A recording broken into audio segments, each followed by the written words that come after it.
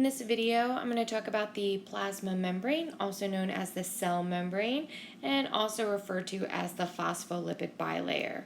So the cell membrane is a selectively permeable membrane, sometimes also referred to as semi-permeable, and that just means that it allows some substances in and out, but not all substances can pass through the membrane. And this is really important for cells so that certain materials can get through or certain waste can leave, but not everything can enter or leave the cell.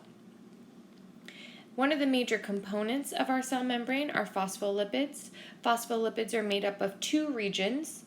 So there is a hydrophilic head. This is where the glycerol and the phosphate groups were, if you think back to our biological molecules notes. Hydrophilic means water loving, so hydro, water, philic means love, so it loves water.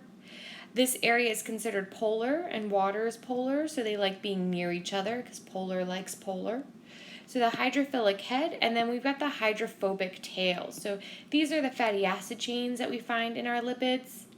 These are non-polar, so non-polar does not like to be near polar. So it's hydrophobic because it's water-fearing. So this area hates being near water. So these are really important characteristics of our phospholipids because due to these characteristics, they behave in a particular way when they all come together. So phospholipids create what we call a phospholipid bilayer. So when there's a lot of phospholipids near each other, what they do is they immediately arrange themselves in a particular way so that the tails can face away from the water and the heads can face toward water. So the inside of the cell has a lot of water and the outside of the cell has a lot of water. So what ends up happening is the hydrophobic tails will arrange themselves so they face each other, away from the external environment. So away from the inside of the cell, away from the outside of the cell, these little hydrophobic tails will face each other to block themselves from the water.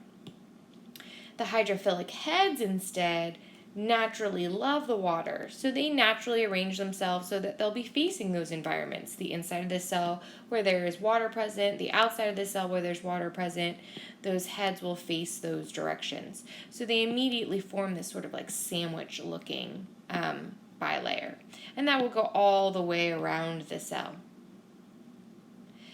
Now, the cell membrane is also referred to as the fluid mosaic model, and that's because the membrane is fluid, and there are things in the membrane other than phospholipids, and those things have the ability to move around in the bilayer.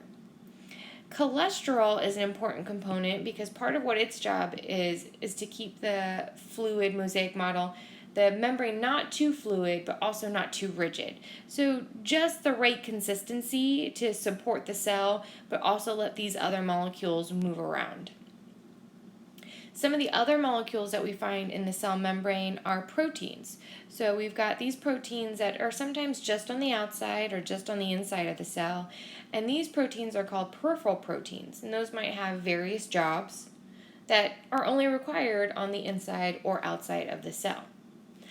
Sometimes they'll also have sugar chains attached to them, and these are often identifying markers, so they identify the protein or identify its job or help identify the cell. We also have proteins that pass all the way through the membrane, and these are known as integral proteins or sometimes known as transmembrane proteins.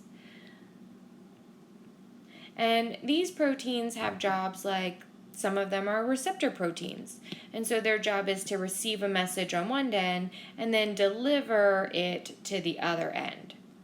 So they get something signaling here, and then they send a signal out to the inside of the cell.